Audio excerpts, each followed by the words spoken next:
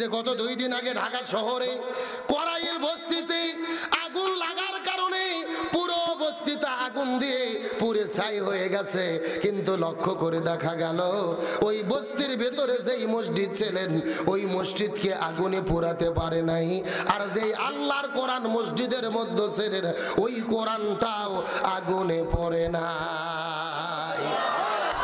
আশেপাশে সবগুলো পুড়ে ছাই হয়ে গেলেন, কিন্তু আল্লাহ তাআলা কোরআনের ইজ্জত রক্ষা করলেন, মসজিদকে আল্লাহ তাআলা রক্ষা করলেন। মসজিদ আগুন দিয়ে পুড়লো না, কোরআনও আগুন দিয়ে জ্বললো না। চিৎকার করে বলেন তো দেখি কার ক্ষমতা? আল্লাহ রাব্বুল আলামিন বলেন, তাবারাকাল্লাযী বিয়াদিহিল মুলক ওয়া হুয়া আলা কুল্লি শাইইন কাদির। এই দুনিয়ার ভেতরে রাষ্ট্রপতি প্রধানমন্ত্রীর কোনো ক্ষমতা নয়, র‍্যাব পুলিশ বিজিবির কোনো ক্ষমতা নয়, সর্বময় যিনি ক্ষমতার মালিক। চিৎকার করে বলেন তিনি কে? আল্লাহ তাআলা নিজেই বলেছেন, ইন্না নাহনু নাযালনা যিকরা ওয়া ইন্না লাহু লাহাফিজুন। এই কোরআন আমি আল্লাহ তাআলা নিজেই অবতীর্ণ করেছি, আর কিয়ামত পর্যন্ত এই কোরআনকে আমি আল্লাহ তাআলা নিজেই হেফাজত করব। এই কোরআন আল্লাহ নাযিল করেছেন, এই কোরআনের ইজ্জত রক্ষার দায়িত্ব আল্লাহ তাআলা নিয়েছেন। চিৎকার করবেন আল্লাহু আকবার। অনেকেই ব্যাখ্যা দিচ্ছে, বৈজ্ঞানিক ব্যাখ্যা, বলতেছে কোরআনের পৃষ্ঠা মোটা থাকে তো এই জন্য আগুনে পড়ে না, মসজিদ ভালো ছিল তো এই জন্য আগুন ধরেনি। এগুলো হলো নাগবাদী ব্যাখ্যা। ইমানদার মুসলমানের ইমান বলতেছে আমার রব ওই মসজিদ আর কোরআনকে রক্ষা করেছে। ইব্রাহিম আলাইহিস সালামকে আগুনে ফেলে দেওয়া হয়েছিল, ইব্রাহিম নবীকে আগুনের ভেতরে জান্নাতের বাগানের ফুল বাগিচায় কে রক্ষা করলো? আল্লাহ। আগুন জ্বলে কিন্তু ইব্রাহিম নবী জ্বলে না। জোরে বলেন আগুন জ্বলে, ইব্রাহিম নবী জ্বলে না। তাহলে এত দৃষ্টান্ত থাকার পরেও আপনি কেমনে বৈজ্ঞানিক ব্যাখ্যা খোঁজেন? ঈমান আকীদা পরিষ্কার করেন। যেই আল্লাহ তাআলা ইব্রাহিম নবীকে আগুনের মধ্যে হেফাজত করে, ওই আল্লাহ চাইলে আগুনের ভেতরেও কোরআন আর মসজিদকে হেফাজত করতে পারে। সুতরাং ইসলামের বিরুদ্ধে লাগিয়েন না। সেই করাইল বস্তিতে হাজারো মানুষ রাস্তায় বসে আছেন, তাদের কাছে খাবার নাই। রাতের গভীরে রাত 2-3টের দিকে আমিরে জামাত ডক্টর শফিকুর রহমান হাতের মধ্যে কম্বল আর খাবারের প্যাকেট নিয়ে ওই গরিব দুঃখী মানুষের কাছে চলে গেছে। আলহামদুলিল্লাহ বলেন। আমরা দলমত রাজনীতির জন্য বলি না, সাদাকে সাদা বলি, কালোকে কালো বলি। আমিরে জামাত ডক্টর শফিকুর রহমান একজন মানবতার ফেরিওয়ালা। গত 16 বছর আমরা দেখেছি যেখানেই বন্যা হয়েছে খাবার নিয়ে গেছে, শীতার্ত মানুষের ভেতরে পোশাক নিয়ে গেছে, বিপদগ্রস্ত মানুষের কাছে দাঁড়িয়েছে। হযরত ওমর ফারুকের কথা আমরা শুনেছি, সারা রাত ঘুরে ঘুরে এইরকম মানুষের খোঁজ খবর নিত। আর আমরা ওমর ফারুককে দেখিনি, কিন্তু ডক্টর শফিকুর রহমান আমরা আমিরে জামাতকে দেখেছি।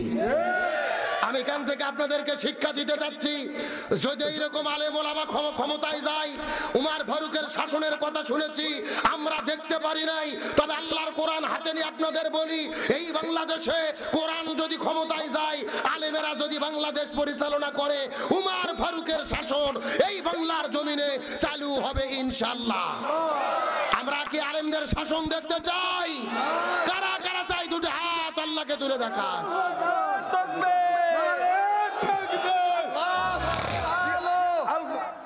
আল কোরআনের আলো, ইসলামের শত্রুরা আরে তাকবীর, ইসলামের শত্রুরা আল কোরআনের আলো, ইসলামের শত্রুরা আরে তাকবীর। আল্লাহ কবুল করুক, বলেন আমিন। আপনাদের কি কষ্ট হচ্ছে? আলোচনা কি চলবে? এই ছেলে, মাদ্রাসার ছেলে, এরা 2-1 করে ওঠে আবার ওখানে গল্প করে, খুব সাবধান। আমার নজর কিন্তু সব দিকে আছে, সময় কম, লক্ষ্য করেন। তাহলে চিৎকার করে বলেন শান্তির জন্য কি লাগবে?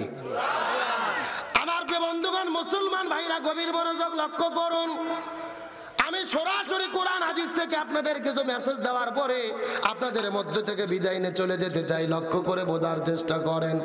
আমার নবীজি বিদায় হজের দিনে 100 লক্ষ সাহাবীদের ভেতরে নবীজি কত চমৎকার করে বলেছেন, তারাকতু ফীকুম আমরাইন লান তাদিল্লু মা তামাসসাকতুম বিহিমা কিতাবাল্লাহি ওয়া সুন্নাতা রাসূলি।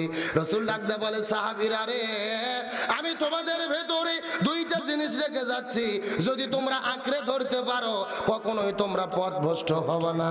এক নাম্বার কিতাব আল্লাহ, আল্লাহর কিতাব কোরআন, আর দুই নাম্বার সুন্নাত রাসূলি, রাসূলের সুন্নাত হাদিস। তার নাম হলেন হিলফুল ফুজুল। কি নাম বললাম?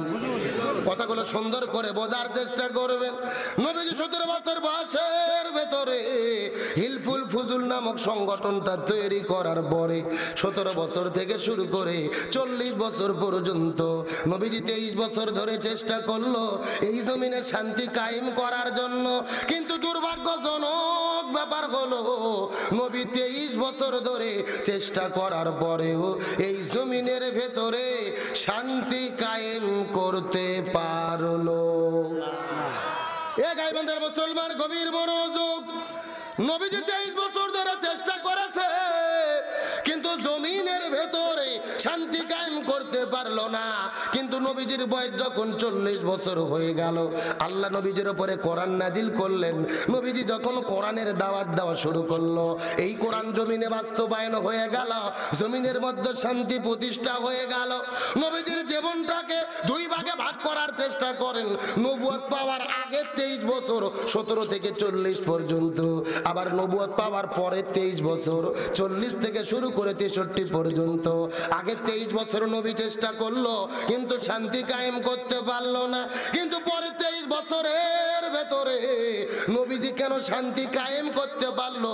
এর পেছনে কারণ হলো আগের 23 বছরের ভেতরে নবীজির কাছে দল ছিল, কিন্তু নবীর দলের সংবিধান আল্লাহর কোরআন ছিল না। কথা কি বোঝা যায়? এ ভালো করে বোঝেন। আপনার আমার মতো 2 টাকার ছুটকে ফাটকে হুজুর না, এলাকার তেল তেলা গোয়ান্দার নেতা না। স্বয়ং বিশ্বনবী 23 বছর ধরে তার দলের দ্বারা শান্তি কায়েমের চেষ্টা করেছে, কিন্তু নবী পারে নাই। তার কারণ আগের 23 বছরে নবীর উপরে কোরআন নাজিলি হয় নাই।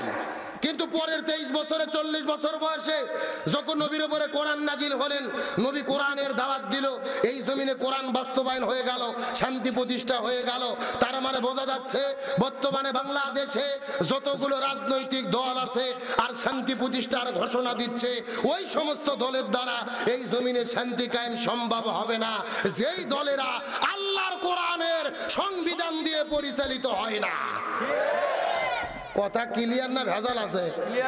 কেন ভাই, যেই দল নিজেরাই কোরআন দিয়ে চলে না, ওদের নিজেদের ভেতরেই তো 1 বছরে 1.5 বছরে নিজেরা মারামারি করে 170 জন কুপোকাত। কথা বলে না কেন? তাফসীর ইবনে কাসিরের মধ্য থেকে বলতেছি, আল্লাহ বলে এই পৃথিবীর মানুষেরা গভীর মনোযোগ, এই জমিনের মধ্যে যদি তোমরা শান্তি পেতে চাও, আখিরাতের মধ্যে যদি তোমরা মুক্তি পেতে চাও, নবীর আদর্শ তোমাদেরকে মেনে চলতে হবে। নবীর আদর্শ মানা ছাড়া কোনো উপায় নাই। এ ভালো করে বোঝার চেষ্টা করেন। ইমাম বুখারী রাহমাতুল্লাহ আলাইহি বুখারী শরীফ লেখার আগে এই জমিনের মধ্যে একটা কিতাব লিখেছিলেন, যেই কিতাবের নাম হলেন আল আদাবুল মুফরাদ। ওই কিতাবের মধ্যে তিনি বর্ণনা করে বলেন, হাসরের ময়দানে আল্লাহ 6 প্রকার মানুষদেরকে বিনে হিসেবে জাহান্নামের মধ্যে দেবে। তার মধ্যে প্রথম নম্বর প্রকার হলো তারা যারা জমিনের ভেতরে নবীকে বাদ দিয়ে অন্য কারো আদর্শ গ্রহণ করেছে। তারা চিৎকার করে বলেন তো, হে সুন্দরগঞ্জের মুসলমান, নবীকে বাদ দিয়ে যারা অন্য কারো আদর্শ গ্রহণ করবে বিনে হিসেবে তাদেরকে যেতে হবে কোথায়? আরো জোরে বলেন, এখন চিৎকার করে বলেন তো, নবীকে বাদ দিয়ে অন্য কারো আদর্শ গ্রহণ করেছে এই রকম লোক গাইবান্ধা জেলাতে আছে না নাই? সুন্দরগঞ্জ থানাতে আছে না নাই? কেউ বা বাবার আদর্শ গ্রহণ করেছে, বাবাকে চেনা যায়? চেনা যায়? কথা কয় না। আরে বঙ্গবল্টু জাতির ফিতে কেউ বা বাবার আদর্শ গ্রহণ করেছে, কেউ বা স্বামীর আদর্শ গ্রহণ করেছে, কেউ বা ইরশাদ চাচার আদর্শ গ্রহণ করেছে, কেউ বা কার্ল মার্ক্সের আদর্শ গ্রহণ করেছে, কেউ বা লেনিনের আদর্শ গ্রহণ করেছে। এই গাইবান্ধার মুসলমান চিৎকার করে বলেন তো, নবীকে বাদ দিয়ে অন্য কোন নেতার যদি কেউ আদর্শ গ্রহণ করে বিনে হিসেবে তাদেরকে যেতে হবে কোথায়? উপায় নাই রে, উপায় নাই রে মা মানুষ উপায় নাই, নবী বিনে জান্নাত পাওয়ার উপায় নাই। বললে কি কষ্ট হবে? সবাই বলেন উপায় নাই রে, উপায় নাই রে মানুষ, উপায় নাই, নবী বিনে জান্নাত পাওয়ার উপায় নাই। আমার বন্ধুগণ, মুসলমান ভাইরা গভীর মনোযোগ, আমি কোন নবীর আদর্শ গ্রহণ করার জন্য বলতেছি? যেই নবী যে হাদিস শরীফের মধ্যে বর্ণনা করে বলেন, মান তাসাব্বাহা বিকওম ফাহুয়া মিনহুম, যার সঙ্গে যার মহব্বত তার সঙ্গে তার কিয়ামত। হাদিসের ব্যাখ্যায় মুহাদ্দিসগণ বলেন, এই দুনিয়ার ভেতরে যে যেই দল করবে ওই দলের সাথে তার হাসর নাসর হবে। এখন হাদিসের কথাটা গুরুত্ব বুঝতে পারেন নাই? এই দুনিয়ার মধ্যে যে যে দল করবে ওই দলের সাথেই তার হাসর নাসর হবে। তার মানে এই দুনিয়ার বাংলাদেশে যারা আওয়ামী লীগ নামক দল করেছে এদের হাসর নাসর হবে আওয়ামী লীগের সাথে। যারা বিএনপি নামক দল করে এদের হাসর নাসর হবে বিএনপির সাথে। যারা চরমোনাই পীরের মুরিদ হয়েছে এদের হাসর নাসর হবে চরমোনাইয়ের মুরিদের সাথে। নাটক শুরু করছো এখানে? আমার বন্ধুগণ, মুসলমান ভাইরা গভীর মনোযোগ, তার মানে দুনিয়াতে যে যে দল করবে ওই দলের সাথে তার হাসর। এখন হয়তো আপনারা প্রশ্ন করবেন, হুজুর দলিল দেন। দলিল ছাড়া কোনো কথা বলা যাবে না। দলিল হলো আল্লাহর কোরআন, সূরা বনী ইসরাইল ৭১ নম্বর আয়াতের ভেতরে আল্লাহ তাআলা কত চমৎকার করে বলে, ইয়াউমা নাদউ কুল্লা উনাসিম বিইমামিহিম। আল্লাহ বলেন কোরআনের ভেতরে ওই হাসরের ময়দানে কোনো মানুষ কিন্তু হাসরে একা দাঁড়াবে না। প্রত্যেকটা মানুষের সামনে থাকবে তার নেতা। সামনে থাকবে কি? গাইবান্ধার মুসলমান গভীর মনোযোগ, হাসরের ময়দানে কিন্তু আপনি একা থাকবেন না, এই হুজুরটাও একা থাকবে না, আমিও একা থাকবো না, মঞ্চের কেউ কিন্তু একা থাকবে না। প্রত্যেকটা মানুষের সামনে থাকবে তার নেতা। আল্লাহর আয়াতটা যদি বোঝার চেষ্টা করেন, আমি আপনাদের খোলামেলা ব্যাখ্যাতে বোঝানোর চেষ্টা করতে চাই।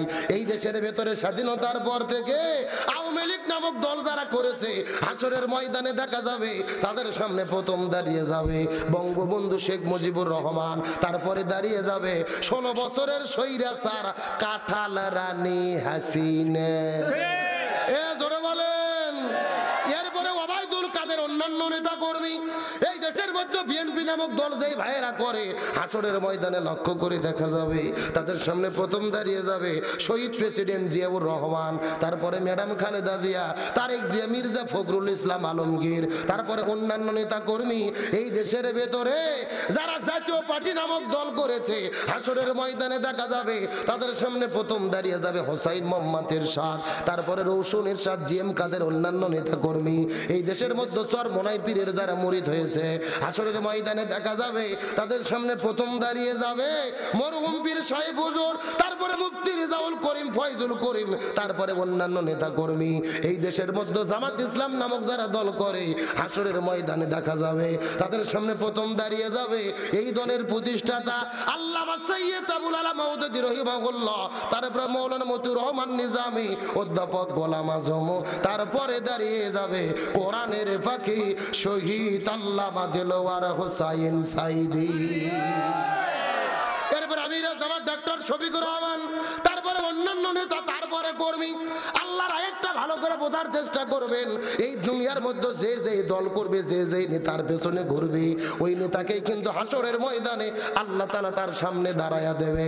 এখন এই আয়াতটা নিজেদের জীবনের সঙ্গে মিল করার চেষ্টা করেন। এই দুনিয়ার ভেতরে এমন নেতার পেছনে আপনি ঘুরেছেন, এমন দল আপনি করেছেন, যেই দলের নেতা কর্মী জনগণের চাল ডাল গম চুরি করে খায়, রাস্তা করার দায়িত্ব পাইলে রড বালু সিমেন্ট চুরি করে খায়, ব্রিজ করার দায়িত্ব পাইলে রডের বদলে বাঁশ ঢুকে দেয়, দেশের টাকা চুরি করে বিদেশে নিয়ে যায়, আলেমদেরকে জেলের মধ্যে বন্দী করে। এমন নেতার পেছনে যদি ঘুরে থাকেন, আল্লাহর কোরআন বলতেছে তাহলে আপনারা ধরা খাইয়ে বসে আছেন। এ কথা বলেন, কথা বলেন। এ নেতা মানে দুনিয়ার বিষয় নয়। এই দুনিয়াতে যাকে নেতা মানবেন হাসরের ময়দানে তাকে সামনে পাবেন।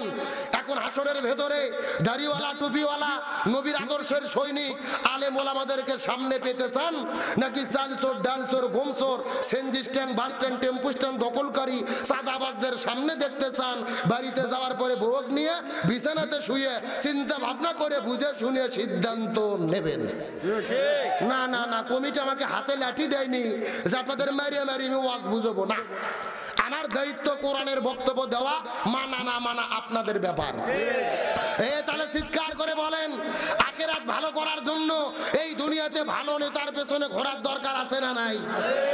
যেই আওয়ামী লীগ করে হাসিনাকে নেত্রী বলে বলে জীবন যৌবন শেষ করলো রে, ওই নেত্রী পালিয়ে গেল, যাওয়ার সময় একটাবার বলে পর্যন্ত গেল না। কথা কন না।